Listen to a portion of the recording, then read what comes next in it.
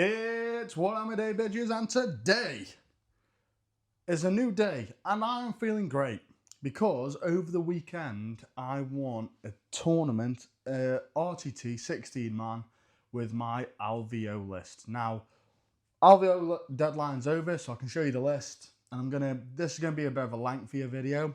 I've had a couple of people ask me what do you think of this? Ooh, why have you put this in? So I'm gonna break down my list and tell you some key plays and just interesting things I found over the weekend. So first of all, I'm going to show you the list. So view list. My list names are always a riddle. Any of you get it, put it down in the comments. I'll give you the first letters of each emoji. You were there with big brains, tell me what they are. So, Blood Angels, Liberate Assault, Astaroth, Blood Angels Captain with the Inferno Pistol, Power Fist and Rage Fuel Warrior, because that is unbelievable. And just having that Inferno Pistol shot, you don't know how many times I've been in combat and just been like, right, I need this thing to absolutely be guaranteed dead. And you just shoot an AP4, minimum of 3 damage. Bang! He's dead. Cool. Death Company Captain with Jump Pack, Power Fist, Plasma Pistol. Speed of the Primarch, fights first. Wow, this is good. Lamarties, Combi Weapon. 5 Assault Intercessors, they are in the list because they trade very, very well. Blood Angels, tell you what, they'll run up to an objective, advance and charge, rerolling all wounds, flip an objective for cheap.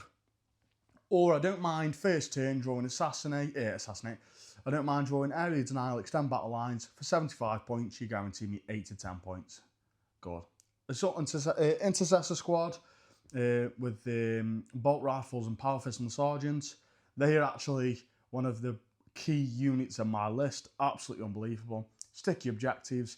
I'll sticky my home, advance them first turn if my opponent's got no deep strike or whatever, or they've already placed them down, maybe turn 3, turn 2. Advance them up and he'll go in the middle, sticky somewhere else and just be really annoying. And you don't know how many times that double shoots, well, I say it's a double shoot, that double up shots, the 4 shots each, come up. I played Orcs, and they were killing a couple of Orcs, and then the T5, AP1, and it's just all sorts of stuff going on. 5 JPIs, the Hammer of Wrath, people. The Hammer of Wrath is unbelievable. I've got 2 units of 10 JPIs, go with them. These, the Death Company, this list is built around my Death Company. So 2 units of 10 and a unit of 5. 2 units of Sandguard and 5 Stern Guard. The Sanguinary Guard, now they hit on 2s, people. You're going to hear me sick saying it. Unbelievable. 2s into Marines 2s. AP3, 2 damage. What? People are looking at me like, what? I'm like, check the rules. Just check the rules. Andy's texting me there. Stern Guard Veterans, they go with the Smash Captain because they reroll all wounds against here for moment target. So the Captain now is 9 attacks with his finest hour, hitting on 2s with sustained 3, rerolling all hits with devastating wounds, rerolling all wounds. This dude in the past has one-shot 20 Blood Claws. He's one-shot a Land Fortress. He one-shot a Land Raider on stream last week. He is absolutely unbelievable.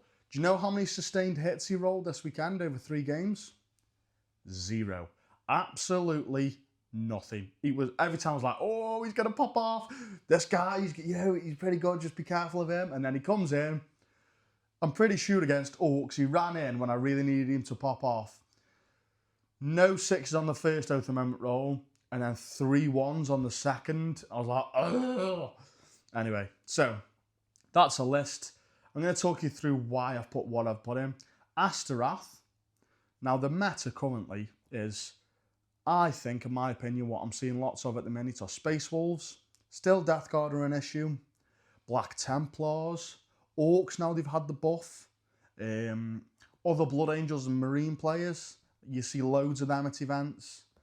And I wanted, if they charge my big bricks of Death Company, they're going to have to trade poorly. So, Astaroth gives them death wounds and fight on death on a 4+. I didn't get to use it over the weekend because everybody was so scared of it. Because Astaroth will probably wipe a 5-man unit on his own. So He's just unbelievable. And when you give him when you give 10 Death Company Dev wounds, you're taking dice out of the equation. So it's just like, if you go into Custodes, you haven't got to worry because they're just going to go bang, bang, bang, bang. Because I'm throwing 50 attacks at you with Dev wounds.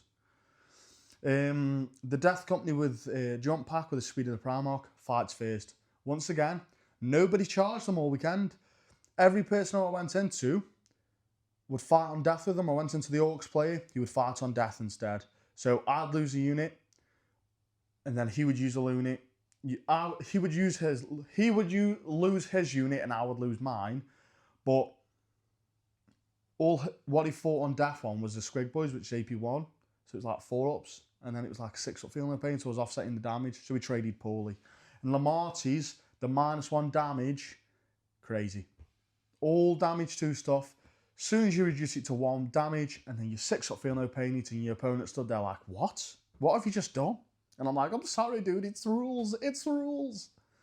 So let's look at the pairings. So round 1, we get Dan Biddle, a very close mate of mine, unbelievable player. He brought an armor list. Now look at this. He was running Firestorm, which I was actually terrified of. Librarian, 2 Attack Marine, Vulcan. Vulcan slapped in this game for some reason. Intercessor, Impulsor, Ballistus, Reaper, Infernus, Land Raider, and a Scout Squad, and 2 Vindicators. That Land Raider Redeemer advanced up first turn and killed my Combi Lieutenant. I've never seen the Combi Lieutenant die in the first round, ever. He was like, right, I'm going to advance it. And then that was it then. So I was just like, oh no, that's it. I've just lost 70 points and a small trading unit I'm gonna need, because as soon as I lose those little crucial units, I struggle. Well, I don't struggle, but I haven't got less assets, basically. It's always a blow to lose something like that tech piece first turn. So because he advanced that up, obviously next turn, he'd got 10 Infernus Marines in there with a Librarian. And what happened is I charged it with everything, hoping to pile into the Librarian's unit after. But because it was a 10-man squad, he emergency disembarked 6 instead and stopped me from piling in. So that was kind of a bummer, because I was hoping to kill the Land Raider and then all the Furnace Marines, because I charged it with the Captain Squad with the Stern Guard, 10 Death Company and 10 Assault Intercessors. I grenaded it with the 10 Assault Intercessors first for doing 4 mortals, and then Hammer Raft it for something like 8. So it was left on a couple of wounds. So I fought with the Captain Squad, not overcharging, because he was too far away to pile into him anyway. So I thought, oh, right, I'll one-shot it with these, and then I'll pile in with the other 2 units and kill him. But because it was a 10-man squad and I wrapped it well, he just pulled it out so I couldn't pile into him. So you can see here, I got the win. After that sort of stuff, because he'd lost the Land Raider and I'd killed all his scoring units, all the 5-man Infernus. A cheeky rapid ingress onto his home for get 4 primary because of Terraform. What I did do stupidly is in his turn 2, I rapid ingressed 5 Death Company with the fights first dude. And literally I'd imagine 9 inches away behind a ruin. And what happened is, because I was just like so rushed on and there was so much going on, I'd left it was literally like a 10mm gap where he could see the wings of my, the jump pack of my Smash Captain. So he shot him with a Reaper and I lost 4 Death Company for no reason, just because I left a little mess. And to be fair to Dan, he was like, no, take it, like, move. And I was like, no, it's already, like, too much is gone now. I'm like, it's my own fault. And sometimes, you know, in a tournament setting, especially at the LGT, people won't let you do that. So I was like, no, it is what it is, mate. It's my own fault. So I wasn't too pleased. But because he'd killed 4 on me, I still got the captain and the captain of the Death Company with the Power Fist. So they ran in and killed his Reaper next turn. I put Lance and Lethal on him. So it was like 12 Power Fist attacks, rerolling whole hits with Lethal, and then 3s to wound because it's strength 10 on the charge plus 1 to wound, and just killed it outright. It was insanity. So I took board presence and then just slowly whittled his units down. Vulcan survived 2 rounds of combat of 10 JPIs and killed 5 each turn. I was like, what? What the hell? Because he's got like a feel no pain and whatever on that objective because he was on his objective. So it was just an absolute nightmare. So if we go into round 2, I pair into the Blood Angels Mirror. Now, let's have a quick look at his list here. I hate this format, by the way. 10 Assault Intercessors, 5 JPIs, 5 JPIs, 6 Blade Guard, Brutalis, Mephiston, Lancet, Inceptor, Infiltrators, Judicar, Librarian, Combi, Dreadnought, Repulsor, and Tech Marine. So, this is a bit of a weird one, right? Because this isn't what you would typically see, I don't think, for a Blood Angels list. But it was causing me all sorts of problems. Like, for some reason, I erased out my memory that the Redemptor had got -1 damage. So I was like, sent 10 Death Company into it. I was like, yes. No, sorry, I sent the Smash Captain in, popped his ability with 5 Stern Guard, and did something like 4 wounds to it. I was like, wow. And it didn't help that the Smash Captain didn't roll any 6s. I've never had him not roll a 6 in a game. Never mind a full tournament on his sustain, so I was gutted. But yeah, his Judicar and 6 Blade Guard held an objective all game. I sort of ignored him. And then they come to the middle to kill a Combi Lieutenant. And then what I did is surrounded him with 30, so 2 units of 10 JP. This was turn 5, I think. He'd got nothing else left. And I'd got Ares Denial and something else extend, maybe. So, it was Ares Denial and Assassinate, that was it. So he'd got these fights first, untouched Blade Guard unit in the mid-board. He was like, right, you can't charge him. So I was like, just hang on. So I surrounded him with 10 10 JPIs, another 10 JPIs, and 10 Death Company with Inferno Pistols, and shot the living daylights out of him. So the Inferno Pistols were popping off, killing like 2 or 3. I grenaded him for another 1.5.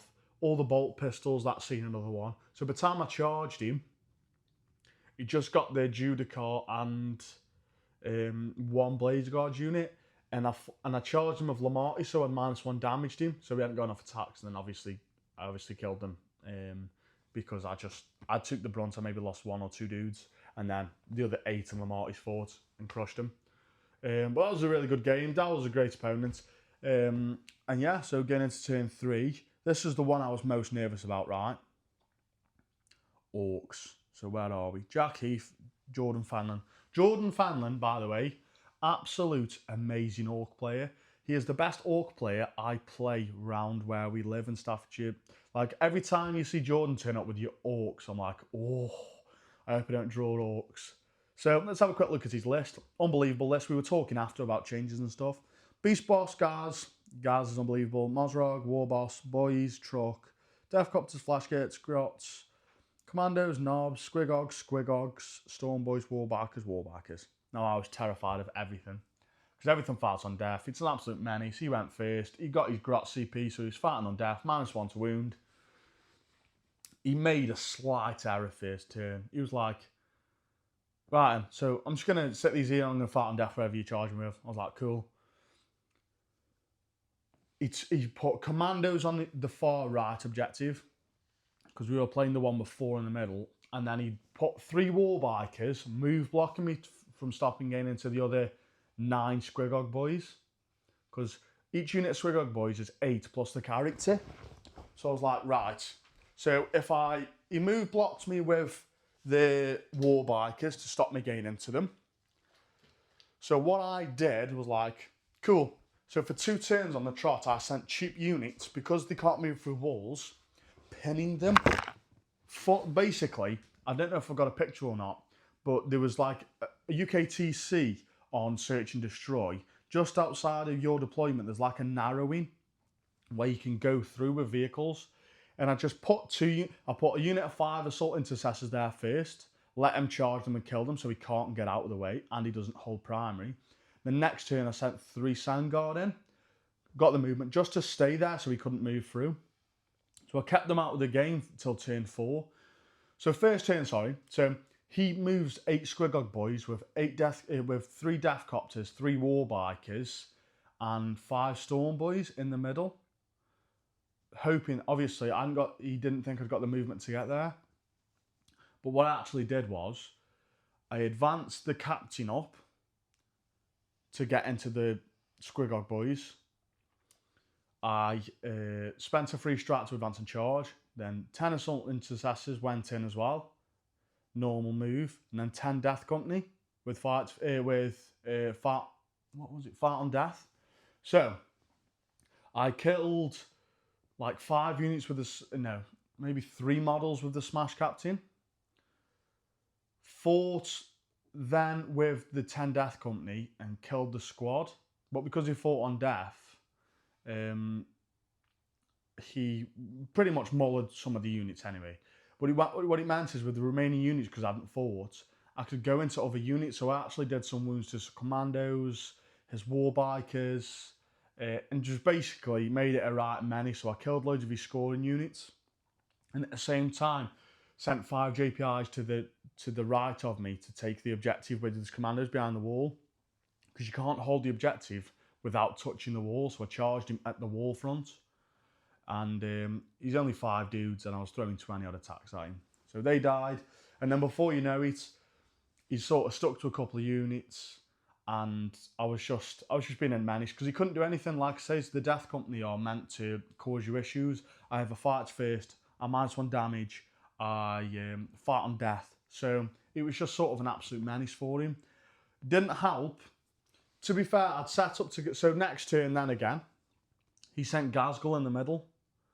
I charged him with 3 units of 10, knowing that Makari was an absolute pain in the arse and was just going to make 2 ups for days. So I'm like, this isn't happening. So what I did was charge him with them 3 units. I'd fought with the 1 unit, killed all the boys, because you put them with 10 boys, and now Ghazghkull with 10 boys with +1 to hit and +1 to wound in the war. Oh my god, is it good. With sustained hits, lethals on 5, sustained hits, it was just all sorts of fucked up.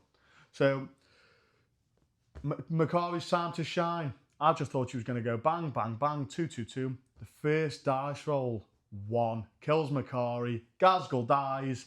That's pretty much it. Next turn, he got some Squigog boys in a truck left with 5 flash kits and 5 knobs on his left hand objective. What I did then was he drew Ares and Islands Storm Hostile. So what I did is he stayed out of heroic distance range out of the 10 Death Company with fights first. But I'd got 5 intercessors next to him, thinking if I can heroic, he can maybe kill 1 because I'm going to just base him with 1 dude, and the others can't be based because they're basing the Death Company already in combat. And I heroics and got 10 OC on the primary. So no matter if he killed all the Death Company, I'd still have the primary. Good little play by me that was. I was actually super chuffed. But what happened is Lamarty's -1 damage. So he killed 2 Death Company and then the remaining, I don't know, like 8 Death Company just absolutely mullered the squad. So I'd got something like 15 OC on there anyway. Next turn, charge a truck, tabled him, and that was the final score, 84-63. But if his dice was slightly better, it would have been a different game at all. Because if Makari, to be fair, I'd still got another 2 units fighting to Gazzy's squad, but Makari can sit there and roll 2 ups for days. So there we go. So you can see Jordan actually come 3rd. It shows you what good play he is. Jack Thring, the Necron player, come 2nd, and your boy at the top, Boltstorm, repping the Blood Angels. Thank you all for watching.